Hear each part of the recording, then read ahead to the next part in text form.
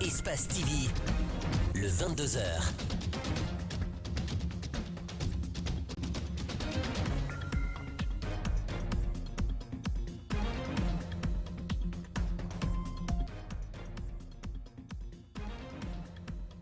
La communauté internationale dit être attentive aux poursuites judiciaires diligentées pour faire toute la lumière sur les événements des 14 et 15 octobre et aux poursuites engagées vis-à-vis des responsables, quels qu'ils soient. Elle invite toutes les parties à la retenue, condamne l'usage de la violence et tout acte de provocation, quels qu'en soient les auteurs. L'imam Yaya Kamara de la mosquée de Fonfomere dans Dubreka a été radié des effectifs des leaders religieux en Guinée. Il lui interdit de prêcher la parole de Dieu partout à travers le pays. On lui reprocherait de militer dans l'opposition, notamment au sein du FNDC. Le principal concerné se défend. Il était dans nos locaux ce matin. Il y a un an, l'incendie le plus meurtrier de l'histoire de la Californie dévastait la ville de Paradise, nichée dans la forêt du nord de la Californie. 86 morts, des milliers de déplacés, des dizaines de milliers de maisons brûlées et une ville rayée de la carte à 90%.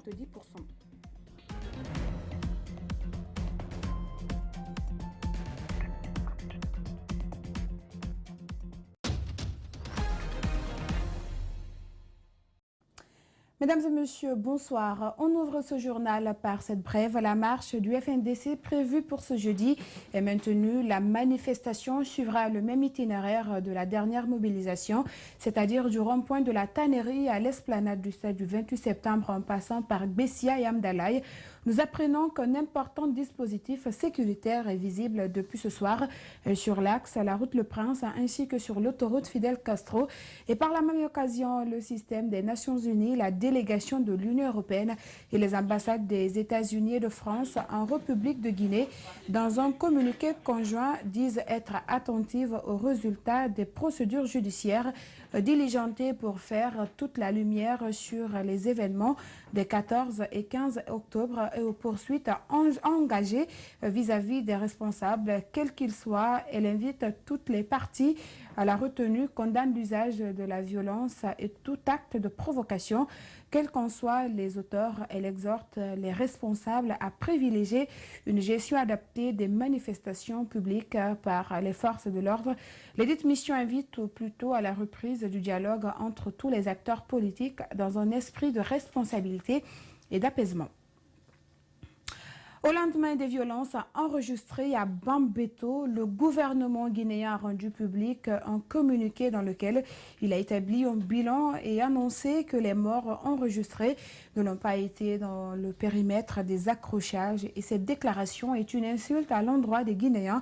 S'est indigné ce mercredi Abdoulaye Oumousso, membre du FNDC, interrogé par nos reporters. Il pense que le gouvernement n'a pas d'égard pour la population. On le suit au micro de Mamadou Kalisso. Ce gouvernement a montré toutes ses limites avec ces dernières manifestations du 14, 15 et 16 du FNDC. Nous avons eu plus de 12 morts et après ces 12 morts, nous avons vu tout ce qu'ils ont eu à faire avec ces corps des différentes victimes. Nous avons vu la déshumanisation dans laquelle ils nous ont envoyés aujourd'hui et ces corps en état presque de décomposition que nous avons reçus au niveau de l'hôpital sino-guinéen que nous devions enterrer ce jour. Vous avez vu, vous étiez sur le terrain, ou peut-être certains reporters de votre rédaction étaient sur le terrain. Ils ont suivi l'itinéraire de la marche funèbre. Nous avons vu que nous nous sommes fait attaquer d'abord au niveau de Kaporo, après les rails. Nous sommes fait attaquer par la police. Mais la sécurité interne du FNDC a essayé de calmer la foule et nous sommes passés de cette première barrière. Arrivé au niveau du cimetière de Bambeto, parce que la première direction était vers la mosquée. Vous avez suivi tout ce qui s'est passé. Juste après l'ARPT, nous avons aperçu un pick-up de la police qui a foncé sur la foule, qui était en train de tirer des tirs de sommation. Et finalement, arrivé au niveau de la foule, ils ont tiré dans le tas. Sur place, il y a eu 5 blessés graves. Et cette répression ne s'est pas limitée là. Ils sont rentrés dans les quartiers. Ils ont agressé des familles. Ils sont allés le long de l'axe. Vous avez vu cette deuxième victime qui a été assassinée au niveau de Bomboli, qui a été tirée par les policiers, qui revenait même du marché pour acheter ses fournitures scolaires. Ce jeune qui rentrait chez lui paisiblement a été lâchement assassiné. Et comme je le disais tantôt, sur l'axe, la répression a continué toute la nuit. Les familles ont été agressées, ils sont allés vers Wanidra, ils ont assassiné un jeune également. Est-ce que c'est une raison pour le gouvernement vraiment de justifier cet assassinat. Ça veut dire qu'on peut faire le choix d'assassiner les gens et puis après sortir, dire que oui, c'est vrai que les gens sont morts, mais ils ne sont pas morts dans telle circonstance ou ne sont pas morts dans telle circonstance. Est-ce que c'est humain? Et puis de son côté, l'ancien président de l'INEDH se dit choqué après les violences et les morts enregistrées. Mamadi Kaba fait part de ses inquiétudes. Il est au micro de Mamadou Kalisso. Et je ne comprends pas qu'on ait pu organiser de grandes manifestations les 24 et les 31 octobre sans heurts, sans violence, sans blessés, sans morts, à part peut-être un cas d'accident de circulation, et que pendant l'inhumation des victimes de répression des dernières manifestations, qu'on ait pu avoir jusqu'à 3 morts et de nombreux blessés, et dont certains par balle, ça c'est incompréhensible. Je pense qu'il est temps et grand temps de rompre maintenant avec l'impunité. Et maintenant, il faut que les acteurs se retrouvent autour d'une table pour dialoguer sur des aspects importants de la vie nationale, notamment la lutte contre l'impunité et probablement la mise en place d'une commission internationale d'enquête afin de retrouver les auteurs des crimes et les punir conformément à nos lois. Et puis Mamadi Kaba propose la mise en place d'une commission d'enquête internationale au cas où l'État guinéen se montrait incapable de retrouver les auteurs des crimes perpétrés. On le suit. Que les morts interviennent pendant les cérémonies funèbres ou après les cérémonies funèbres, le devoir de la justice et du gouvernement, c'est de retrouver les coupables et de les punir. Maintenant, si notre justice n'a pas toutes les capacités qu'il faut pour faire ce travail maintenant, parce que le besoin est urgent, il faut que nous nous fassions aider par la communauté internationale. Nous avons eu par le passé des difficultés similaires et la communauté internationale nous a aidés. Par exemple, les massacres du 28 septembre, la communauté internationale nous a aidés avec une commission d'enquête internationale et cela nous a permis d'aller très vite dans l'identification des principaux coupables de ces crimes-là. Je pense que la même chose peut se faire maintenant, que le gouvernement et l'opposition s'asseyent autour d'une table et définissent le contexte et les possibilités de faire appel aux Nations Unies et à la communauté internationale pour que nous ayons une commission d'enquête internationale pour retrouver les coupables et les punir conformément à la loi. Et puis, Hawa Dramé, activiste de la société civile, vient de démissionner du groupe national de contact pour la paix. Elle a déposé sa lettre de démission le 4 novembre dernier. Et dans sa lettre de démission, elle met en doute la crédibilité de certains membres du groupe. Et elle a aussi indiqué la mauvaise foi et le manque de courage qui seraient incompatibles avec la révolte devant l'injustice et la compassion. Rosaline Gauthier-Monemou et Alcénie Camara l'ont rencontrée. Suivez. Depuis février 2019, les membres du groupe national de contact pour la paix en Guinée ont été installés. Hawa Dramé était jusqu'au 4 novembre dernier membre de cette structure. Elle a rendu le tablier parce qu'elle trouve que cette structure de la société civile ne joue pas son rôle de médiation au regard de tout ce qui se passe actuellement dans le pays. Pourtant, sa mission essentielle est de renouer le fil du dialogue entre les acteurs. Je ne me sentais plus à l'aise dans ce groupe parce que j'estime qu'il y a des façons de faire et qu'il y a des moments où il ne faut pas se taire. Nous avons atteint le fond de l'absurde. La vie humaine est devenue tellement banalisée dans notre pays. Le mois d'août dernier, elle avait menacé de quitter le groupe. Cependant, ses collaborateurs lui avaient promis une amélioration. Aujourd'hui, c'est fait, ses collègues sont déçus et lui demandent de revenir sur sa décision. Ceux qui m'ont contacté sont déçus de cela, auraient souhaité que je continue quand même le travail qui est commencé. La présidente de la fondation Fitima déplore la situation sociopolitique actuelle du pays. Pour Hawa Dramé, pendant que les autres pays cherchent à se développer, la Guinée compte ses morts. Elle se demande où va le pays. Je ne sais pas où on va en fait. Aujourd'hui, dans tous les pays, les gens se battent pour se développer, pour ceux qui croient au développement. Qu'est-ce que nous faisons en Guinée? On compte nos morts à longueur de semaine. La mise en place du groupe national de contact pour la paix en Guinée a été initiée, entre autres, par l'Assemblée nationale, le Programme des Nations unies pour le développement et le Fonds des Nations unies pour la consolidation de la paix.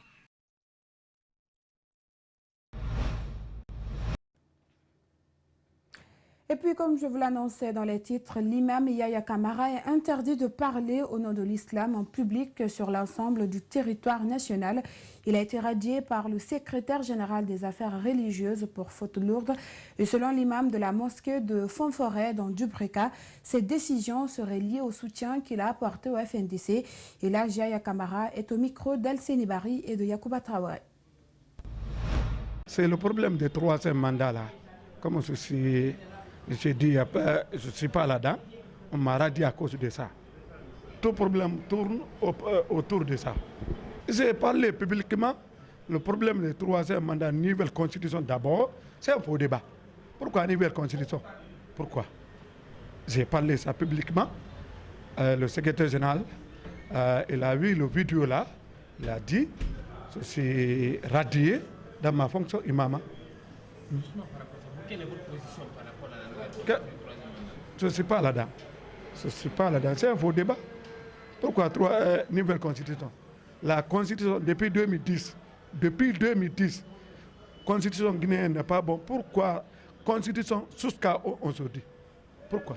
Tous les imams ne sont pas d'accord de ça. On se dit c'est moi, demain peut-être c'est un autre. C'est un autre. Que comptez-vous faire maintenant? Vraiment, je vais donner à Dieu.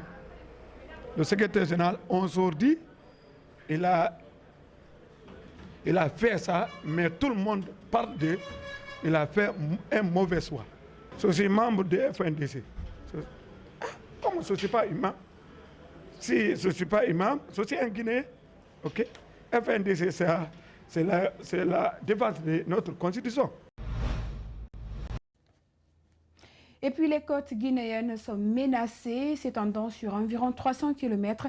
Elles subissent d'intenses activités artisanales portuaires. Et la problématique a fait l'objet d'une rencontre sectorielle ce mercredi. Et le but est de réaliser une étude de vulnérabilité et d'adaptation au changement climatique en zone côtière. Gibril Ba et Ibrahima Souri Kamara. Les zones côtières sont les plus peuplées en Guinée. Elles abritent 3 millions d'habitants selon une étude menée par le Programme des Nations unies pour le développement. Ces endroits sont si importants qu'ils ne doivent pas être agressés par des actions anthropiques. Alors le gouvernement voudrait une relecture de la zone. Vous savez, c'est dans cette zone que la plupart des agriculteurs, les paysans, les pêcheurs s'investissent. Et ça fait partie de la zone d'alimentation qu'on a créée ici. Mais au-delà de ça, la population agresse également. On vient bâtir des infrastructures, des logements de toutes sortes. L'écosystème est généralement constitué de forêts, de mangroves et d'estuaires.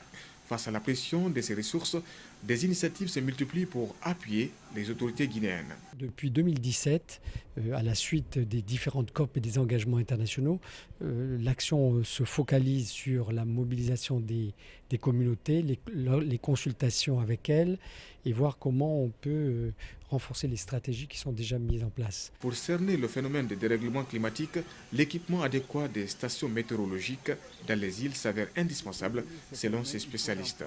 C'est-à-dire que nous avons une multitude d'îles qui, pour le moment, sont laissées pour compte. Parce que les grandes îles comme Kassa, comme Soro, etc., ont besoin d'avoir des informations aussi bien du côté climatique que du côté changement climatique. Les phénomènes climatiques extrêmes sont de nature à entraîner des tempêtes plus fréquentes et plus violentes, de fortes vagues et à exacerber l'érosion côtière. Passation de service à la direction générale de l'Institut supérieur des mines et de géologie de Boké. La cérémonie s'est déroulée en présence des responsables du département de tutelle, mais aussi des autorités de la région et de la préfecture de Boké. Le docteur Diaka Sidibé est promu à la tête de l'Institut avec pour mission de réussir la transformation de la géomine en centre émergent sous-régional des mines et sociétés. Elle remplace à ce poste Omar Keita, Abdoulaye Keita et Salif Olifo Sissé. Dr Omar Keita cède la place à Dr Diaka Sidibé à la tête de la direction générale de l'Institut supérieur des mines et géologie de Boké.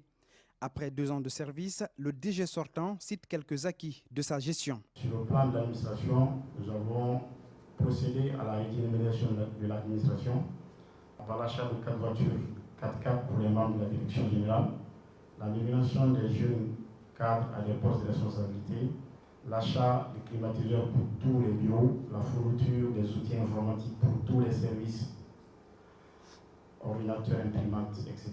et 4 vidéoprojecteurs pour les principaux services. L'installation d'un système hybride de panneaux solaires pour l'alimentation continue en électricité des blocs de la direction générale. Ces actes sont visibles. Certains ont déjà des difficultés, notamment les panneaux solaires, pour défaut d'entretien. En prenant service, la nouvelle directrice générale a conscience du défi qui l'attend. Elle s'y engage. Je suis très heureuse et émue d'avoir la gestion maintenant de l'une des prestigieuses institutions d'enseignement supérieur de la Guinée, à l'occurrence l'Institut supérieur des mines et géologie de Boké. Je pense que les défis sont énormes, tels que l'érection de cette institution en centre régional, sous l'appui de la Banque mondiale et du gouvernement guinéen. Donc c'est l'un des défis majeurs pour que dans 2, 5, 10 ans, que cette institution soit la référence en termes de mines et de géologie en Guinée, de la sous-région et voire l'international. Pour la présidente de cérémonie, cette nomination s'inscrit dans la politique du gouvernement à rajeunir et à féminiser l'administration publique. Donc nous sommes très ravis de voir le rajeunissement de nos instituts d'enseignement supérieur avec des cadres très compétents qui veulent relever le défi de l'amélioration de la qualité de nos instituts d'enseignement supérieur de recherche scientifique. Et en ce sens, nous voulions vivement remercier Monsieur le Président de la République pour le courage qu'il a pour mettre les jeunes et les femmes à des postes clés de nos institutions et dans notre pays. L'Institut supérieur des mines et géologie de Boké a pour mission de former des cadres du secteur technique et de gouvernance des industries extractives. L'appui de l'État pour son émergence est une condition sine qua non de promotion du secteur des mines, levier de l'économie nationale. Cérémonie de distinction des 100 acteurs les plus dynamiques de la Guinée, initiée par la coordination des organisations non gouvernementales pour la promotion de l'excellence en Guinée, COP Guinée, Think Tank. Cet événement a été un moment de reconnaissance pour ces jeunes acteurs politiques, entrepreneurs, cadres de l'administration, ainsi que ceux du secteur privé. Mohamed Valek Touré a assisté à la cérémonie. Suivez. Un gala de distinction des 100 acteurs publics guinéens. C'était en présence des responsables des institutions nationales et internationales, des personnalités politiques et acteurs de la société civile que des prix de l'excellence ont été distribués. Ils sont plus de 100 personnalités de la vie publique à bénéficier de ces prix dans le cadre de leurs actions. Pourquoi l'organisation de la Semaine nationale des acteurs publics SENAP? Nous avons remarqué que, dans le contexte actuel guinéen, que c'est les médias les plus puissants qui disent l'opinion publique, et elles sont souvent prises dans une concurrence infernale entre certains médias publics beaucoup trop plongés dans les éloges parfois subjectifs. Initiée par la coordination des organisations non gouvernementales pour la promotion de l'excellence, une marque de reconnaissance, de consécration et de médiatisation des efforts des 100 acteurs sélectionnés pour leur implication dans l'amélioration de la qualité du secteur public. Quand j'ai vu des ONG, des femmes, des jeunes, d'artistes, des gens de la Guinée, des gens du peuple, des représentants de la base, je me suis dit, je vais venir. Ils nous ont distingués, pas pour notre appartenance politique, pas pour notre position administrative, pas pour notre position sociale, mais parce que nous sommes une représentation de la Guinée. C'est pourquoi je suis venu. Et comme vous le savez, nous sommes à nos fonctions, c'est parce que quelqu'un nous a fait confiance. Alors, ce cadre des actes créés, cette vision dégagée, nous a permis d'élaborer des stratégies pour aboutir à des actions concrètes. C'est la concrétisation de ces actions concrètes qui est aujourd'hui reconnue et félicitée, et ça ne peut que nous faire nous jouir. Les critères de choix pour cette année reposaient sur le management, le talent public, la motivation, les résultats, l'innovation et le patriotisme. Proximité dans ce journal, on s'intéresse à un jeune footballeur en herbe qui, pour financer son projet de foot, s'est lancé dans l'arboriculture. Ahmad Bellabaldé dit être inspiré par la nature. Il pratique cette activité depuis 3 ans au domicile de ses parents. Je y arrive. Reportage Mamadou Boulere Diallo et Alcéné Camara. Amoureux du cul rond, ce jeune meneur de jeu surmonte beaucoup d'obstacles pour devenir footballeur professionnel. Il tire son inspiration de la nature. Quand vous écoutez la nature et que vous analysez bien sur votre environnement dans lequel vous vivez ou dans lequel vous évoluez, vous pouvez à travers cet environnement-là vous trouver des choses à faire. Donc c'est en ce sens que moi, après beaucoup de réflexions sur ma situation non seulement familiale et autres, j'ai pensé à réaliser cette activité afin de pouvoir me procurer des moyens nécessaires qui peut-être dans un proche délai pourra m'aider à vraiment montrer mon talent et de quoi je suis capable à faire. Et même si j'ai réussi à réaliser mon rêve de devenir footballeur, c'est une activité que je compte faire pour toujours, durant toute ma vie. Aux clients, ce jeune laboriculteur les propose des manguiers, des colatiers, des corseliers, des citronniers, des palmiers, des avocats, des fleurs et tant d'autres plantes. Déjà, ce jeune force l'admiration de ses amis du quartier. Certains le considèrent déjà comme un idole. Je me suis dit, ce grand-là, c'est un grand qui a une ambition de devenir un jour un grand homme. Oui, moi, quand même, Ahmad Bella, lui, c'est mon coach. Oui, quand même, je l'aime beaucoup. La manière dont je le vois, il fait les espoirs, il aime le foot aussi. Bon, moi aussi, je dis, je vais être comme lui un jour. Ahmad Bellabaldé, âgé de 20 ans, a fait la géographie à l'université de Sonfonia. Il n'a donc pas cette profession à la base. Du coup, le début a été difficile. Il y avait une perte énorme de ces plantes parce que je ne savais pas que, par exemple, quand vous arrachez une plante du sol, vous le mettez dans un caoutchouc. Si vous ne percez pas le caoutchouc, que vous mettez du terreau, vous mettez de l'eau, les racines peuvent pourrir. Outre le manque de clients, le problème des domaines inquiète le futur footballeur. Pour l'instant, il érige sa pépinière au domicile de ses parents. Ahmad Bellabaldé invite le ministère de l'Environnement à s'intéresser aux réalités du terrain. Il dit avoir entrepris des démarches avec des ONG défenseurs de l'environnement, mais cette collaboration n'a pas été concluante. La police de Harare arrête les fonctionnaires et les travailleurs du secteur public qui manifestent contre les mesures d'austérité qui ont conduit à un resserrement de leurs conditions de vie au Zimbabwe. Suivez. Zimbabwe. Les fonctionnaires et les travailleurs du secteur public manifestent. Ils dénoncent les mesures d'austérité qui ont conduit à un resserrement de leurs conditions de vie. Especially to us teachers, imagine you can't even pay for the school fees of your own children for this, the institution that you are teaching, which is just a mockery. So we have got a number of issues which are affecting us, but we have tried. The workers don't have even enough salaries to cater for their basic commodities. The teachers can't even, the generality of workers can't even afford to get transport to go to their workplaces. Les salaires des fonctionnaires auraient perdu jusqu'à 15 fois leur valeur en un an à cause de l'hyperinflation. Une grève pour réclamer des bonnes conditions de vie réprimée par les forces de l'ordre.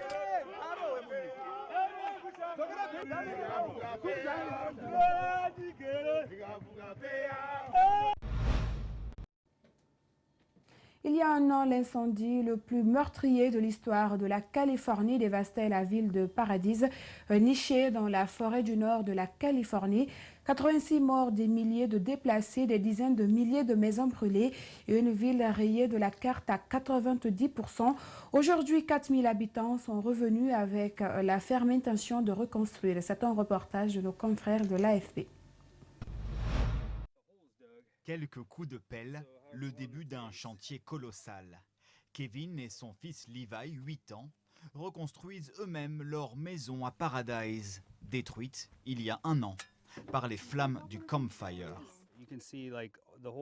On voit que tout le quartier est tout noir, il y a beaucoup de fumée. Là, on voit mon vieux pick-up et c'est tout ce qui restait après l'incendie.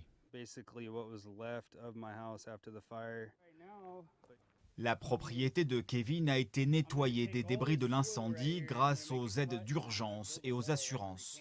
Depuis, ce géomètre a décidé de rester à Paradise et se voit déjà dans sa future maison. Levi et moi avons nous-mêmes dessiné la maison. Mon objectif, c'est d'y fêter Noël l'année prochaine, le matin de Noël, dans notre maison.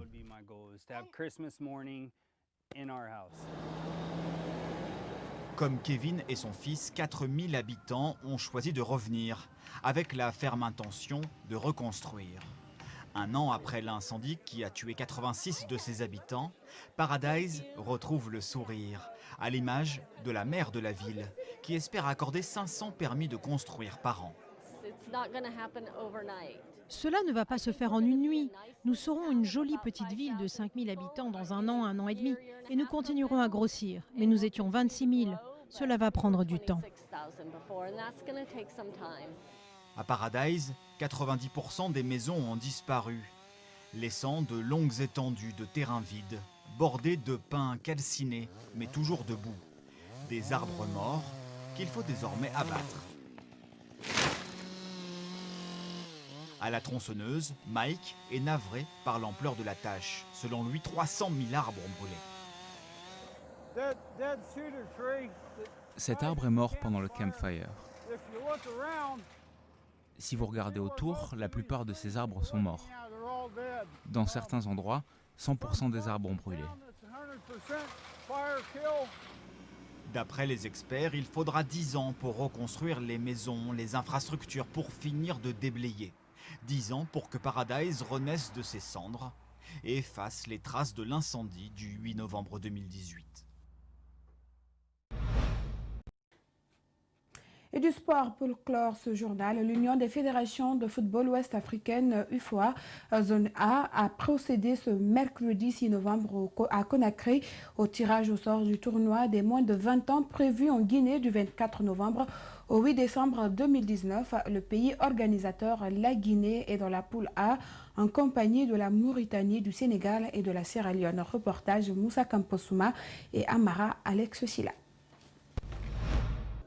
Cette compétition sera une première en Guinée, sous l'heure du nouveau président de l'Union des fédérations ouest-africaines, Zone A, Mamadou Antonio Soare, élu le mois dernier à Dakar. Sur 9 pays annoncés, 8 sont partants seulement, c'est le Cap-Vert pour les raisons apparentes financières et forfaits. La Guinée, pays hôte au Sénégal, Guinée-Bissau, Libéria, Mali, Mauritanie, Sierra Leone et la Gambie vont prendre part à ce tournoi une fois de la zone A. Ces pays sont répartis en 2 poules différentes, A et B, et c'est le stade du 28 septembre et celui de Nongo qui abriteront les matchs du tournoi. Le coût d'organisation est estimé à $300 000 entièrement financé par un sponsor. Le premier tournoi de notre mandature soit organisé chez nous, ici à Conakry, sur les 2 stades, le stade de Nongo et le stade du 28 septembre. Donc, ça c'est à votre honneur. Le pays hôte, la Guinée, de son côté, assurera le transport interne des équipes, l'hébergement et tout ce qui ressort de logistique. Je voudrais donner l'assurance ici et prendre l'engagement au nom du gouvernement que le gouvernement, par le canal du ministère des Sports, ne ménagera aucun effort pour accompagner, n'est-ce pas, la nouvelle équipe de l'Union des fédérations ouest-africaines de football. Ce tournoi sera un test pour le nouveau sélectionneur des moins de 20 ans, Djambobo Baldé. Il était là, il était venu pour négocier son contrat avec la Guinée. Tout est bien parti et quand il a signé, il est reparti en France pour se préparer afin de revenir rapidement. 16 arbitres FIFA sont désignés pour officier ce tournoi des moins de 20 ans qui est en sa 2e édition. Voici le tirage au sort complet. Poule A, Guinée, Mauritanie, Sénégal, Sierra Leone. Poule B, Gambie, Mali, Libéria, Guinée-Bissau. Le match d'ouverture se jouera au grand stade de Nongo. Et voilà, c'est la fin de ce journal réalisé par toute l'équipe technique et rédactionnelle d'Espace TV. Merci à tous de l'avoir suivi et à demain.